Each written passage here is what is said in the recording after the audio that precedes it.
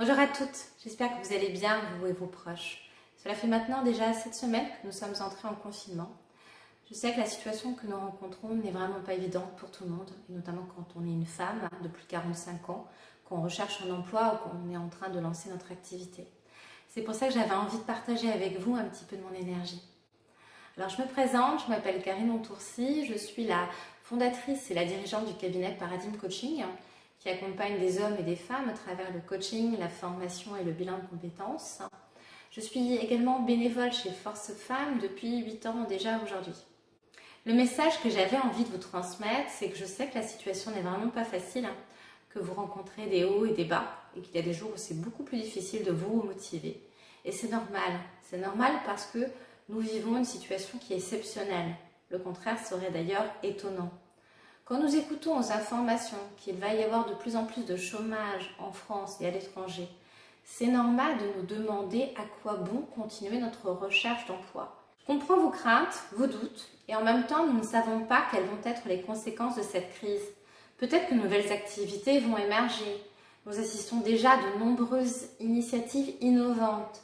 Peut-être qu'il y aura des relocalisations de certaines activités en France qui vont générer de l'emploi. Je l'espère, je ne sais pas.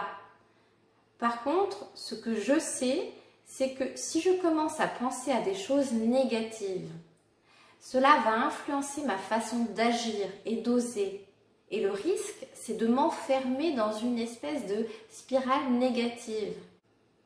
Par contre, si je décide de porter mon attention sur des événements positifs et de mettre en place tout ce qu'il faut pour pouvoir rebondir à l'issue de cette crise, je vais alors développer ce qu'on appelle un cercle vertueux qui me donnera l'énergie et la confiance nécessaire pour oser sortir de ma zone de confort et expérimenter de nouveaux comportements. Pour m'aider à rebondir, je peux me poser ces questions. Quelles sont les nouvelles compétences que les entreprises vont rechercher ?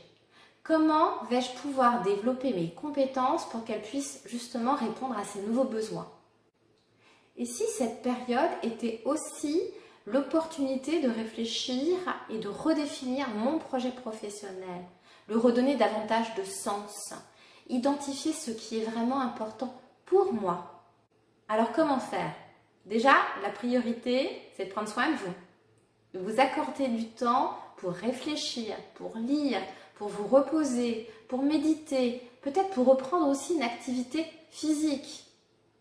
Je sais que ce n'est pas toujours évident parce que nous n'avons pas à disposition tout ce dont on a besoin en période de confinement.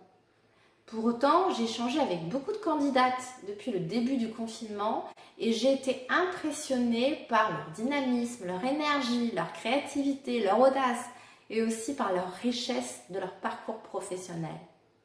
Vous avez indéniablement beaucoup de talent à apporter à l'entreprise.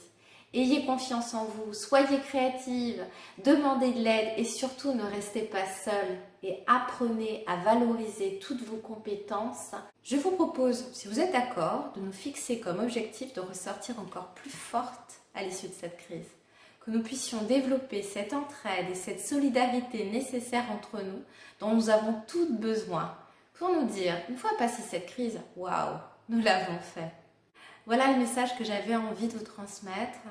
Je vous souhaite une agréable journée et surtout de prendre soin de vous et de vos proches et d'oser l'audace de la confiance.